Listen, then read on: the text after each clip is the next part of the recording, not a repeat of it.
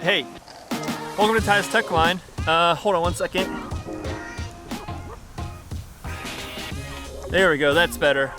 Welcome to Ty's Tech Line. Today we're talking about ND filters, what they are, what they do, why you should be using one, or why not. So let's jump into it.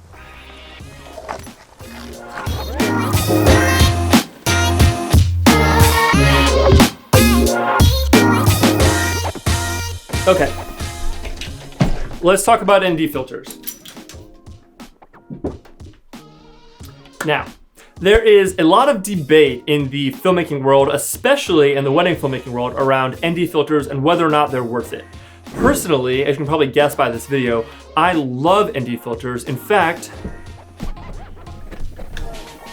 I'm using one right now. And as you can see, without the ND filter, this shot doesn't look very good. So I love using ND filters. So in this video, I'm gonna explain to you why I love using them, whether or not I think you should use them, and explain a little bit about what they are, what they actually do, so you can actually decide for yourself whether or not it's worth it to invest the time and the money in getting some for yourself. And at the end of the video, we have something fun. The team over at PolarPro sent me this Basecamp matte box to try out. It has some variable ND filters built into this, and it's a really cool product. I'm gonna unbox it for you, give you my impressions, and let you know if I think this is worth it or something that actually may be feasible for you wedding filmmakers out there if you don't have built-in ND filters into your camera like I do. So let's just jump into the ND filters and start talking about it. All right, so ND filters really aren't that complicated in what they physically do, but the results and how this actually is gonna affect your workflow is where it gets a little bit kind of tricky, and we can get into some of the nuances of it. So essentially all an ND filter is it's basically sunglasses for your camera. It is a filter that blocks light in the same way that sunglasses block light from coming into your eyes, that reduces the amount of light coming into your camera and hitting your camera sensor.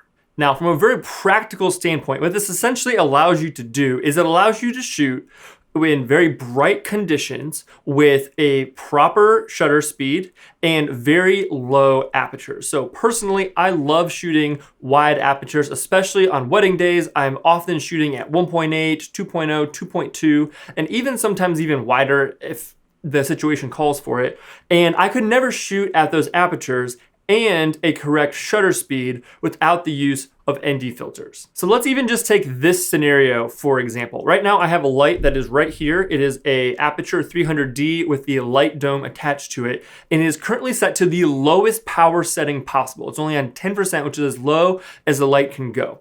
My camera settings are 1/48 of a second because I'm shooting in 24p, 850 ISO, which is the native ISO for my camera, and I'm at f2.2.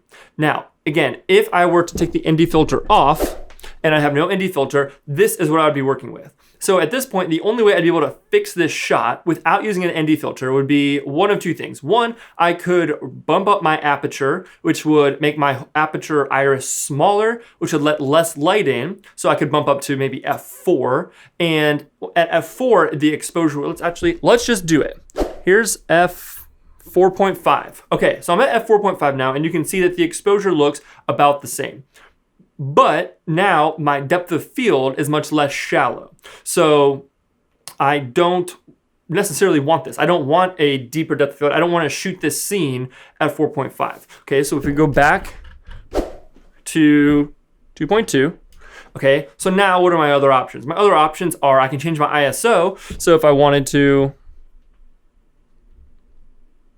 I can bring my ISO down. 320 is the lowest that it will go, and this looks about right. So I can bring my ISO down. However, with this camera, the native ISO is 850. So in order to get the best image quality possible, it's ideal to shoot at 850. So that's where I would prefer. And this isn't even a very bright light, and I'm already down at 320, and I'm still probably a little overexposed. So this isn't really a viable option. So we'll go back up to 850. And now the only other option that I have is going to be to raise my shutter speed. So now my shutter speed is at 1/300th of a second. And you can already see on my monitor back here, I'm starting to get some weird flickering, and my motion on the camera is going to look just off, right? It's just not going to look very smooth. You'll be able to see the motion is stopped on my hands, and this just isn't as smooth or as cinematic as a look. Now, Can most people notice this? I don't know. To me, this is very obvious. As I'm doing this, let's look. So this is at 1/300th of a second shutter. Okay, so now let's switch it all back. We're gonna go back down to 1/48th, and we're gonna go put our ND back on. Okay, so now we're back to where we started. Now look at my hands now. You can probably see there's a huge difference in motion blur from the 1/300th of a second to 1/48th here. That's because the filmmaking rule is that your shutter speed should always be double your frame rate. Now, because I'm shooting 24 frames per second, my proper shutter speed to have the proper motion blur is 1/48th. So to me, this looks much, much better. And again, I'm shooting indoors with all the windows shut. The only light I have is right here, and it's as low as it can possibly go. And I'm already using one ND filter. So you can only imagine on a bright, sunny wedding day when you're outside in the middle of the sun, right, out in the outdoors, how much light is coming into your camera. And if you want to be shooting these wide open apertures, you're gonna have to crank your shutter speed so high. Again, I'm at 1/300th of a second here inside. Outside on a wedding day, you'd have to be shooting 1/1000th of a second or higher most of these scenarios. And that's one of the many reasons why I love shooting with the C100, because it has ND filters built right in. There's just a little knob on the side of the camera. All I have to do is roll that knob and I get 3 different levels of ND filters. But that's pretty uncommon. It's a cinema camera that I'm using, and most people out there shooting weddings, I would say the majority of them aren't shooting on cinema cameras. So what other options do you have if you wanted an ND filter but didn't have a cinema camera? Well, I thought you'd never ask. So there are a couple different types of ND filters. The most common is going to be a screw-on filter. So basically what this does is it's a piece of glass that is tinted and it screws onto the threads on the front of your lens. And they come in 2 different kinds. One is just a fixed ND. So, you screw one on and that is an ND, maybe it's 2 stops, another one that's 4 stops, another one that's 6 stops. And you have a handful of these and you screw them onto your camera.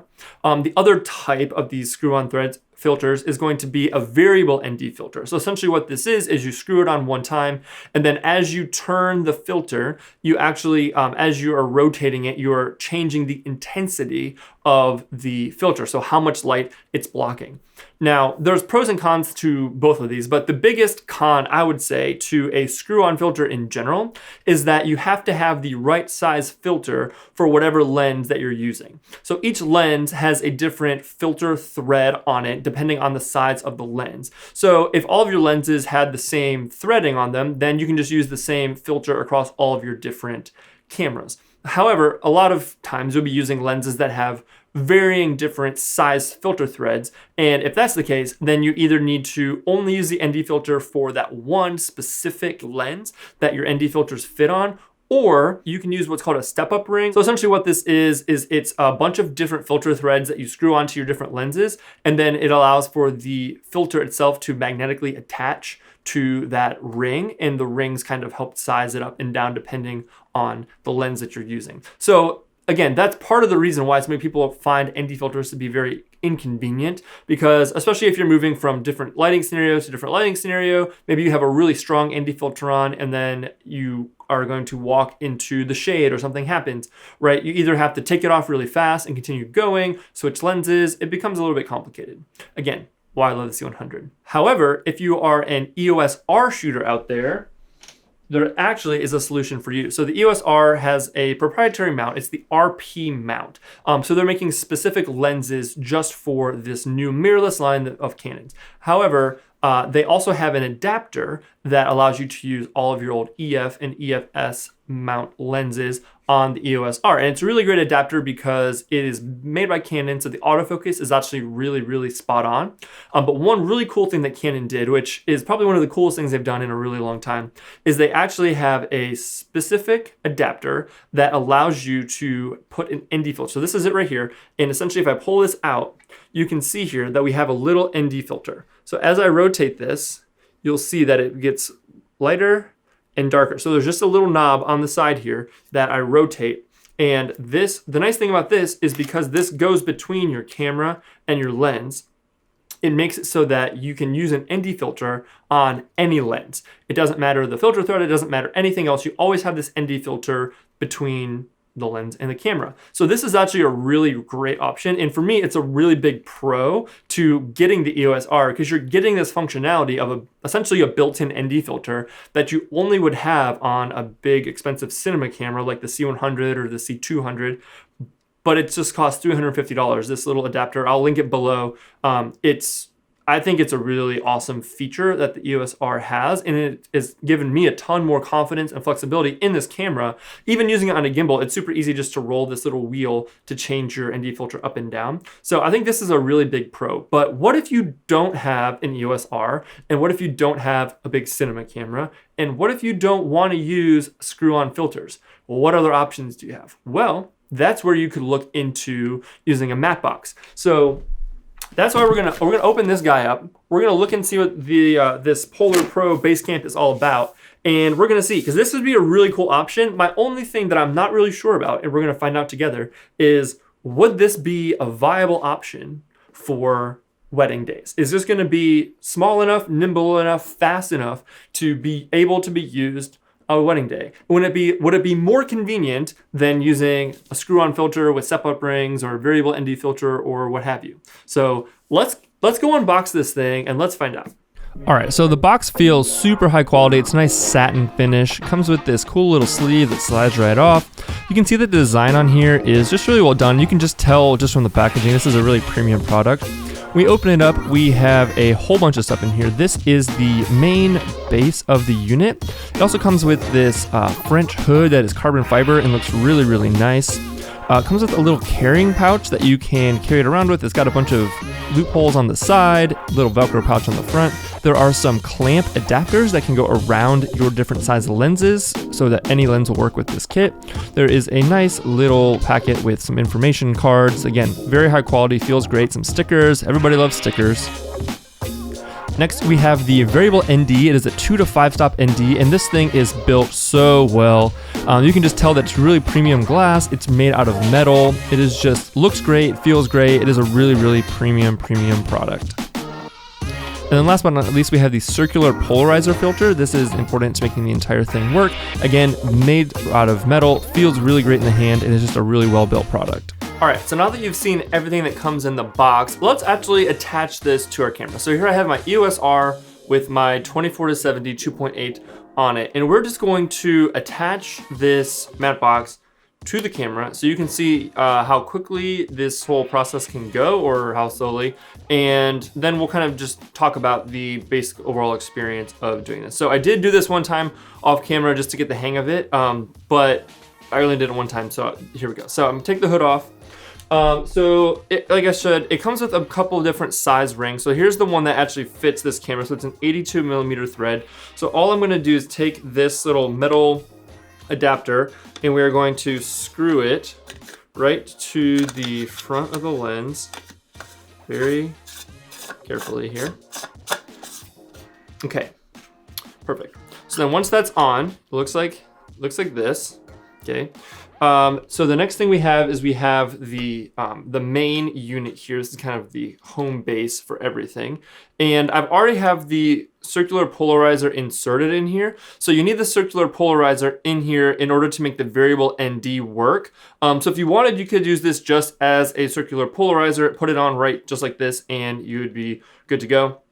I've already installed it. It does come out, so but I've installed it. It takes like 2 seconds to pop it in there. And I guess technically you could leave it in there, but you can see that it has a little bit of ND to it, and it is a polarizer if you wanted to use it for such a thing. So all you have to do to attach it is take this and our adapter on our lens. We're gonna line it up so that it's nice and straight. There's one little knob right here that we're gonna turn to tighten everything down, and there we go. Now we have the main part of the matte box attached to our camera, and as you can see, it's still pretty small. It's actually very light, I mean, all things considered.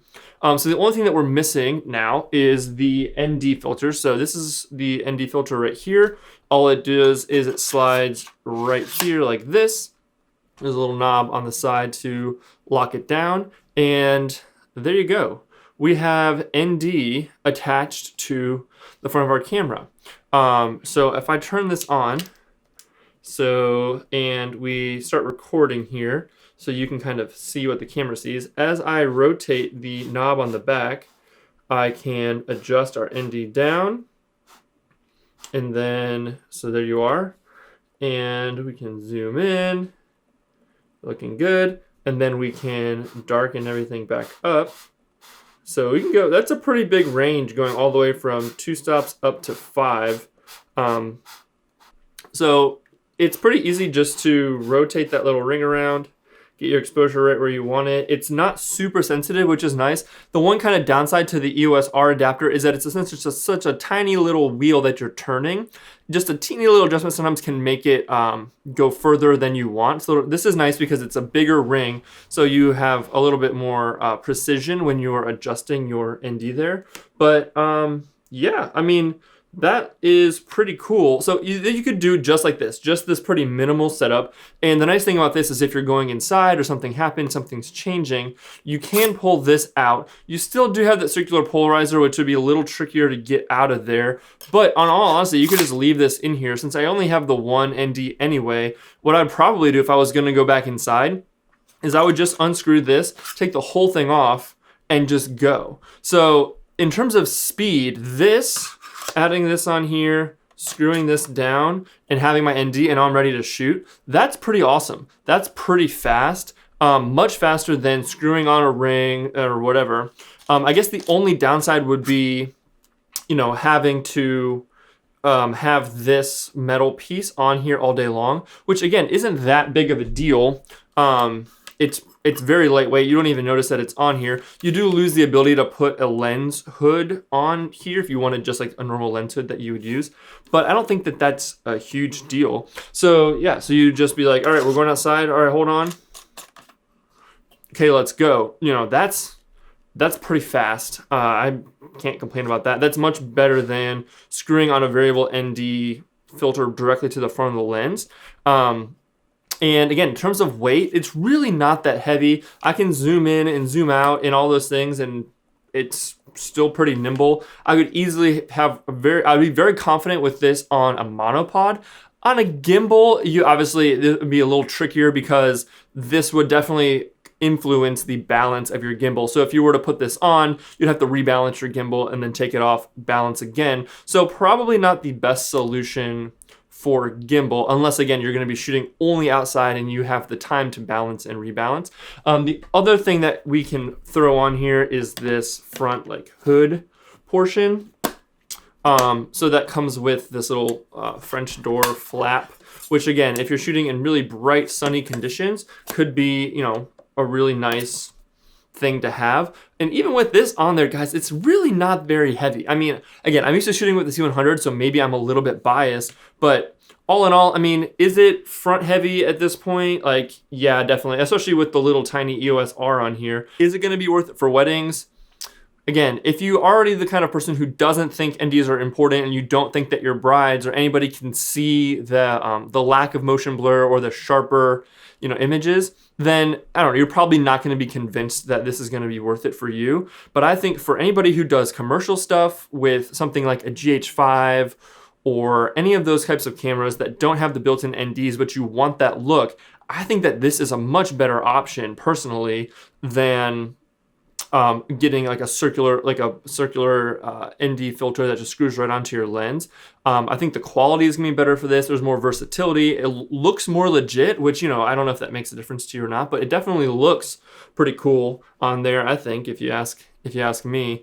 And just the speed, you know, again, this right here is all I would be doing on a wedding day. Take it off, put it back on. It does come with this little pouch that you can drop this in. It has lots of different loopholes and things like that on the side that you would be able to attach to the side of your bag or whatever. Again, it'd be one more thing you'd have to worry about in terms of carrying this around. If you want ND filters, if you're the type of person out there who decide, yes, I want to start using ND filters, and you have a camera that doesn't have them built in and you don't have an EOS R, this is, I mean, I'm very impressed by this. I think that this would be a really great option, and I would be very tempted to use this on a wedding day. All right, there you guys have it. Thanks again to the team at PolarPro for sending over that Basecamp to check out. I think that's a really interesting option. And if you are a Blackmagic Cinema pocket camera owner, this is definitely a product made just for you. So definitely worth checking out. Maybe not for weddings necessarily, kind of up to your personal preference, but if you own a Blackmagic Cinema pocket camera, this I think is the perfect product for you. So anyway,